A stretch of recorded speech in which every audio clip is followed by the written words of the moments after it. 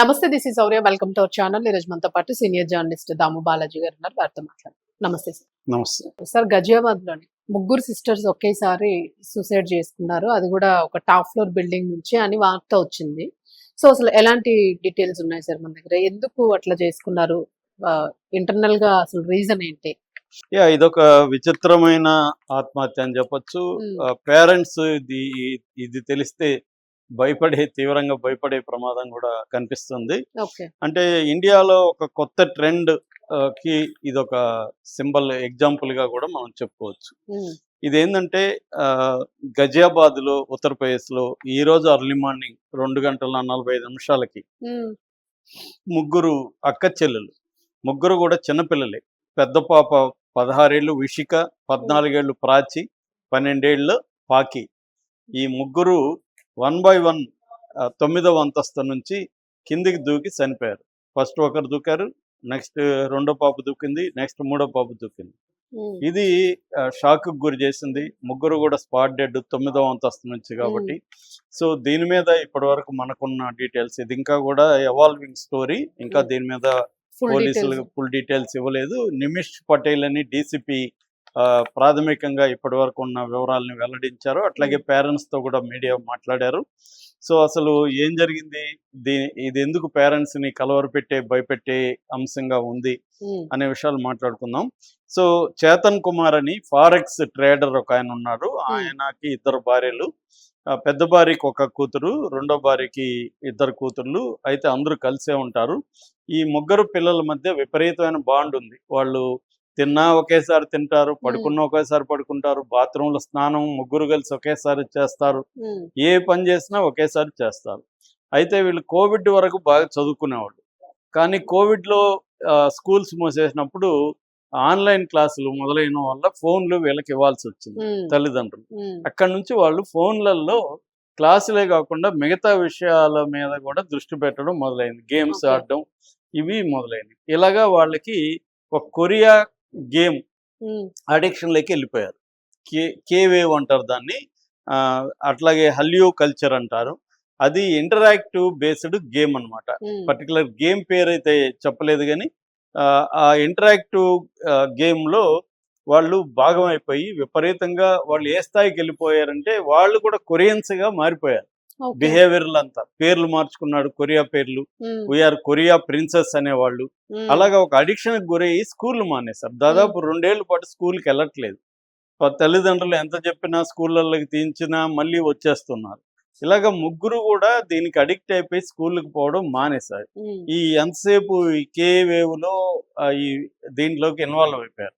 Parents ఫోన్లు లాక్కుండా మళ్ళీ ఎక్కడి నుంచో దొంగిలించుకొని వచ్చి, లేకపోతే పేరెంట్స్ నిద్రపోయినప్పుడు ఫోన్లు పట్టుకుపోవడం, ఇలాగే చేస్తున్నారు. సో మొన్న ఫస్ట్ రిపోర్ట్ ఏమొచ్చిందంటే ఈ ఫోన్లు లాక్కోవడం వల్ల వీళ్ళిద్దరు చనిపోయారు అనేది ఫస్ట్ రిపోర్ట్ వచ్చింది. కానీ అది నిజం కాదని ఇప్పుడు పోలీసు కమిషనర్ చెబుతున్నాడు.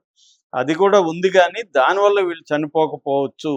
అంటే గేమ్ వల్లే వీళ్ళు చనిపోయారు అనేది ఒక వెర్షన్. అంటే వీళ్ళ చనిపోయినప్పుడు ఒక సూసైడ్ నోట్ కూడా రాశారు ఈ పిల్లలు. ఆ సూసైడ్ నోట్ లో ఏముందంటే, ఇస్ డైరీ మే జో కుచ్ లిఖా ఓ సబ్ పడో పాపా క్యోంకి సబ్ సచ్ హై అని రాసి ఒక డైరీ పేజీలు ఇచ్చారు. అందులో 8 పేజీల డైరీలో ఆ గేమ్ డీటెయిల్స్, ఆ గేమ్ అంటే వీళ్ళకి ఎంత ఇష్టము, వీళ్ళు కొరియన్ కల్చరు, మేము అసలు ఇండియా కాదు, మేము కొరియా కల్చర్ మాకు ఇష్టము, మేము ముగ్గురం కూడా కొరియా అమ్మాయిలే అని విధంగా రాసుకున్నారు. సో రాసుకొని మీరు మమ్మల్ని అర్థం చేసుకోవట్లేదు, మీరు ఫోన్లు లాక్కున్నంత మాత్రం మేము ఇది మానము, అవన్నీ కూడా దాంట్లో రాశారు. అది వాళ్ళ నాన్న ఎప్పుడు చూడలే. గేమ్ కూడా ఆయన ఎప్పుడు చూసి ఆ గేమ్ ఏంటి అది ఇది కూడా చూడలేదు. ఫోన్లలో గేమ్స్ ఆడుతున్నారు, అది ఆడద్దు అనేది మాత్రమే చెప్పారు తప్ప వాళ్ళ సైకాలజికల్ స్టేటస్ ఏంటి, వాళ్ళు ఏమి గేమ్ ఆడుతున్నారు, ఆ గేమ్ ఎంత అడిక్టివ్, ఇవేమి చెప్పలేదు. అంటే ఇప్పుడు దీన్ని ఏమంటున్నారంటే సైకాలజీలో ఇంటర్నెట్ గేమింగ్ డిజార్డర్ అని పేరు పెట్టారు. ఇంటర్నెట్ గేమింగ్ డిజార్డర్ ఏమవుతుందంటే, ఇలాంటి కొన్ని ఇంటరాక్టివ్ కొరియా, జపాను ఈ దేశాల్లో కొన్ని గేమ్స్ మొత్తం పిల్లల్ని ఉమ్మడిగా ఆత్మహత్యల వైపు మళ్ళిస్తున్నాయి. దీన్ని బ్లూ వేవ్ ఫెనామినా అని కూడా పేరు పెట్టారు. ఈ బ్లూ వేల్ బ్లూ వేల్ ఫెనమెనాన్ అంటే ఉమ్మడిగా వాళ్ళు దాని ఏమంటారు సూయిసైడ్ ప్యాక్ట్ అంటారు. దీని మీద చాలా కొరియన్ అండ్ జపనీస్ సినిమాలు కూడా ఉన్నాయి. ఒక ఒక సూయిసైడల్ సాంగ్ అప్పట్లో పెద్ద ఎత్తున ఇదైంది. ఆ సాంగ్ ఎవరు విన్నా సూయిసైడ్ చేసుకుంటారు అనమాట. అవును సార్. అలాంటివి కూడా సినిమాలు వచ్చాయి అనమాట. ఈ బ్లూ వేల్ ఎఫెక్ట్ లో భాగంగా ఈ పిల్లలకు కూడా ఇప్పుడు ఈ అడిక్షన్ లోకి వెళ్ళిపోయి ఇది తిట్టినారని కాకుండా ఫైనల్ టాస్క్ అన్నమాట. ఫైనల్ టాస్క్ అనేది 1 by 1 దూకి చనిపోవాలి. సో ఇది ఫైనల్ టాస్క్. ఈ టాస్క్ లో ఈ ముగ్గురు పిల్లల్లో మధ్యలో ఉండే అమ్మాయి 14 ఏళ్ల ప్రాచి లీడర్ అన్నమాట. వీళ్ళ ముగ్గురికి 16 ఏళ్ల అమ్మాయికి, 12 ఏళ్ల అమ్మాయికి, 14 ఏళ్ల ప్రాచి లీడర్. ఈ లీడర్ గైడ్ చేస్తుంది అనమాట. ఫస్ట్ లీడర్ దూకేస్తుంది, మళ్ళీ రెండో పాప దూకుతుంది, మూడో పాప దూకుతుంది. అట్లా 1 by 1 ఫస్ట్ గట్టి గట్టిగా అరుపులు వినబడినాయి. అర్ధరాత్రి కదా ఇది, 2:45 జరిగింది. వీళ్ళు వేరే రూమ్ లో ఉన్నారు. ఈ పిల్లల ముగ్గురు ఒకే దగ్గర పడుకుంటారు కదా, ఒకే దగ్గర పడుకున్నారు. పడుకొని వీళ్ళు మధ్యలో కలకలం వినబడింది. వీళ్ళు తలుపు తడుతూ ఉంటే అక్కడ కేకలు వినబడ్డాయి, అరుపులు. తర్వాత దబ్బు దబ్బు అని సౌండ్ వినబడే కాడికి వీళ్ళు పరిగెత్తి వచ్చారు. ఈ లోపల కింద వాచ్మెన్ వాళ్ళు సౌండ్ వినబడి ఆ వాచ్మెన్ ఫ్యామిలీ అంతా పరిగెత్తుకుంటూ వచ్చారు. దాంతో మిగతా ఫస్ట్ ఫ్లోర్ వాళ్ళందరూ కూడా వచ్చారు. చూస్తే ముగ్గురు పడిపోయారు. ఈ లోపల పేరెంట్స్ కిందకి వెళ్ళారు. ఈ లోపల పోలీసులకు ఫోన్ చేశారు, పోలీసులు వచ్చారు. సో మొత్తం విచారణ అయితే చేస్తా ఉన్నారు. ఇప్పుడు ఇక్కడ 2 విషయాలు తెలియాల్సింది. ఒకటి, వీళ్ళు పేరెంట్స్ తిట్టిన వల్ల ఆత్మహత్య చేసుకున్నారా, లేకపోతే గేమ్ లో ఫైనల్ ఇది అంటే గేమ్ కి రియల్ లైఫ్ కి వీళ్ళకి తేడా అనేది పోయేసింది. దీన్నే ఐడెంటిటీ డిఫ్యూజన్ అని సైకాలజిస్టులు అంటుంటారు. అంటే నీ ఐడెంటిటీ అనేది డిఫ్యూజ్ అయిపోతుంది. నువ్వు గేమ్ లోకి ఐడెంటిటీలోకి వెళ్ళిపోతావు. దాన్నే నీ ఐడెంటిటీగా ఫీల్ అవుతావు అనమాట. దీన్నే పారాసోషియల్ ఐడెంటిఫికేషన్ అని కూడా పిలుస్తున్నారు. సో దీని మీద చాలా రీసెర్చ్ ఉంది. సో ఇది నేనైతే ఇదే ఫస్ట్ టైం ఇండియాలో వింటున్నాను. అంటే ఒక గేమ్ లో భాగంగా మనం కూడా గేమ్ లో ఉన్నట్టుగా బిహేవ్ చేయడం, రియల్ లైఫ్ లో కూడా గేమ్ లో టాస్క్ అనుకొని దాంట్లో ఇంప్లిమెంట్ చేయడం. అంటే మేబీ వాళ్ళు మళ్ళీ పైకి లేసి వస్తాం అనుకున్నారా, గేమ్ లో భాగంగా అనుకున్నారా, లేదా గేమ్ లో భాగంగా టాస్కే సూసైడ్ గెలవాలనుకున్నారేమో, సూసైడ్ అనేది ఫైనల్ గా. అట్లా కూడా చాలా మంది గేమ్స్ లో పార్ట్స్ గా సూసైడ్ చేసుకోవడం. రెండోది గేమ్స్ లో భాగంగా ఇతరులని హర్ట్ చేయడం. ఎందుకంటే వాళ్ళకి ఎంపతి పోతుంది. అదంతా కూడా ఫన్ గా ఉంటది. కాల్చడం ఇవన్నీ అదే మనకి వైలెంట్ గేమ్స్ అప్పట్లో వచ్చేది కదా సార్ గేమ్. చాలా ఉన్నాయి వైలెంట్ గేమ్స్. అది ఫ్రెండ్లీగా వాళ్ళకి ఒక ఎగ్జైట్మెంట్ అయిపోయి ఆ ఫ్రెండ్లీ గేమ్స్ కి రియల్ గా అందుకనే కారు కూడా చాలా మంది పిల్లలు భయంకరమైన వేగంతో ఎందుకు నడుపుతారంటే వాళ్ళకి మనం నడపగలం అనే గేమ్స్ లో వాళ్ళు చేస్తుంటారు. ఇంతకంటే వేగంగా కూడా నేను నడపగలను, కానీ వీధుల్లో అది కుదరదు కదా.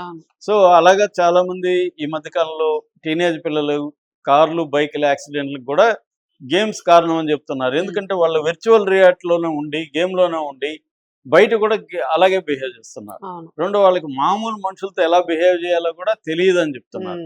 సో అందుకని సైకాలజిస్టులు పేరెంట్స్కి ఏం చెప్తున్నారంటే, మీరు అది ఏజ్ అప్రోప్రియేట్ గేమా కాదా అనేది ఫస్ట్ డిసైడ్ చేసుకోండి. రెండోది ఇండియన్ కల్చర్కి అది అప్రోప్రియేట్ కాదా, ఎందుకంటే కొరియాలో ఒక ఏజ్ ఉండొచ్చు, అక్కడ ఆ గేమ్ ఆ ఏజ్కి అప్రోప్రియేట్ కావచ్చు, ఇక్కడ వేరే కావచ్చు. కాబట్టి మీరు ఆలోచించి పిల్లలకి ఈ ఫోన్లను అలవాటు చేసేటప్పుడు చెయ్యండి అని చెప్తున్నారు. కానీ పేరెంట్స్ ఏంటంటే, చాలా మంది పేరెంట్స్ పిల్లలతో టైం స్పెండ్ చేయలేక, వాళ్ళని ఇచ్చేయలేక వాళ్ళకి ఫోన్లు ఇచ్చి గేమ్స్ ఆడుకుంటే అని చెప్పి ఇచ్చేసి వాళ్ళు ఏదో ఎంగేజ్ చేస్తుంటారు, గేమ్సే కదా అనుకుంటారు. కానీ ఈ గేమ్స్ ఎంత వైలెంట్ గా ఉంటాయి, ఇవి ఎంత సెల్ఫ్ హార్మ్ అంటే, ఈ కొన్ని గేమ్స్ ఏమవుతుందంటే ఈ బ్లూ వేల్ ఎఫెక్ట్ లో ఆన్లైన్ నెట్వర్కింగ్ కూడా ఉంటది. ఈ ఆన్లైన్ నెట్వర్కింగ్ లో వీళ్ళు ఏం చేస్తారంటే, కొంత ఇన్ఫ్లుయెన్స్ అవ్వగలిగిన పిల్లల్ని వీళ్ళు ఇన్ఫ్లుయెన్స్ చేసి నువ్వు చేయగోసుకోమని, ఇంకోటి చేయమని, అలాగా కూడా వాళ్ళు సెల్ఫ్ హార్మ్ లేకి వాళ్ళని మెల్లమెల్లగా తీసుకెళ్లి థ్రిల్ వాళ్ళని హిప్నటైజ్ చేసినట్టే. అంటే వీళ్ళ ఫోల్డ్ లేకి తీసుకురావడం. సో వాళ్ళని అలా అడిక్షన్ లేకి తీసుకొచ్చేసారు. సో ఈ ముగ్గురు పిల్లలు ఒక్కసారిగా చనిపోవడంతో ఇప్పుడు తల్లిదండ్రులు భయంకరంగా ఏడుస్తున్నారు. తండ్రి ఇది నాదే తప్పు అన్నట్టుగా వాళ్ళు చెప్తున్నారు. కాకపోతే వాళ్ళకి చనిపోతామని తెలిసే చేశారు అంటున్నారు. ఎందుకంటే సారీ పాప అని రాశారంటేనే అర్థం మేము ఫైనల్ గా దీంట్లోకి వెళ్ళిపోతున్నామని. సో ఆ 8 పేజీల డైరీలో కూడా వీళ్ళు వీఆర్ కొరియన్స్ అన్న కొరియన్ Hmm. ప్రిన్సెస్ ఉమ్, అని వాళ్ళు రాసుకున్నారు. ఉమ్. సో దీన్ని ఇప్పుడు అనలైజ్ చేస్తున్నారు, సైకాలజిస్టులతో కూడా అసలు అక్కడ game పోలీసులు ఏంటి మాట్లాడుతున్నారు. ఈ గేమ్ ఏంటి, దీన్ని బ్యాన్ చేయాలా ఇండియాలో ఏంటి అని. ఆల్రెడీ చాలా గేమ్స్ ఇండియాలో బ్యాన్ చేశారు. అవును. కొన్నేమో ఏజ్ అప్రోట్, ఈ ఏజ్ వాళ్ళే ఆడాలని చెప్పారు, కానీ పిల్లలకి మనం చూడకపోతే వాళ్ళు అవేం పట్టించుకోరు కదా. అవును. వాళ్ళకి ఏది ఎగ్జైటింగ్ గా ఉంటుందో, ఏది అడిక్షన్ లోకి తీసుకెళ్తుందో, అవును. ఎందుకంటే ఇది డోపమిన్ లెవెల్ ని విపరీతంగా పెంచుతుందని పెంచేస్తుంది. సైకాలజిస్టులు ఉమ్, చెప్తున్నారు. దానికి అడిక్షన్ అయిపోతాం. ఉమ్. సో అలా వీళ్ళు అయిపోయి ఇది అక్కడ చిల్లింగ్ ఎఫెక్ట్ ఈ సినిమాలో చూసినట్టే అవును. ఉంది. కొరియన్ జపనీస్ సినిమాలో ఇట్లాగే హారర్ సినిమాల్లో ఇలాగే ఉంటది, దారుణంగా ఉంటాయి. అవును. అది చూసినట్టే అనిపిస్తుంది. ఈ స్టోరీ చదివి నిజంగానే భయం వేసే పరిస్థితి అయితే ఉంది. అవును. ముఖ్యంగా చిన్నపిల్లలు ఉన్న పేరెంట్స్కి అయితే చాలా భయం వేస్తుంది ఈ సంఘటన. సో ఇప్పుడు అక్కడ ఆ సంఘటన మొత్తం ఉన్న జరిగిన కాంప్లెక్స్ చుట్టుపక్కల వాళ్ళంతా కూడా అసలు ఎలా పిల్లలకి అర్థం చేసుకోవాలనేది భయపడే అవును. పరిస్థితి ఏర్పడింది. 9 ఫ్లోర్స్ అంటే ఆ, ఎక్కువ మంది చాలా జనాలు పెద్ద కాంప్లెక్స్ అంట, అది హౌసింగ్ కాంప్లెక్స్. అదే అదే. సో ఇది ఏదేమైనా దీని మీద పేరెంట్స్ అయితే చాలా జాగ్రత్తగా ఉండాలి. అట్లాగే స్కూల్లో కూడా పిల్లలు ఎలా ఉన్నారు, ఏ గేమ్స్ ఆడుతున్నారు, ఇవన్నీ టీచర్స్ కూడా కనిపెట్టుకొని ఉండాల్సిన అవసరం ఉంది. అయితే అవును. ఉంది. కొంతమంది పెద్దవాళ్ళు కూడా గేమ్స్ ఇంట్రెస్ట్ ఉన్న వాళ్ళు చాలా మంది ఆడుతూ ఉంటారు సార్ అవును. ఫోన్స్ లో. సో ఇది ఇంపాక్ట్ అయ్యే ఛాన్స్ ఉంటుంది కాబట్టి ఖచ్చితంగా. జాగ్రత్త. Thank you. Thank you.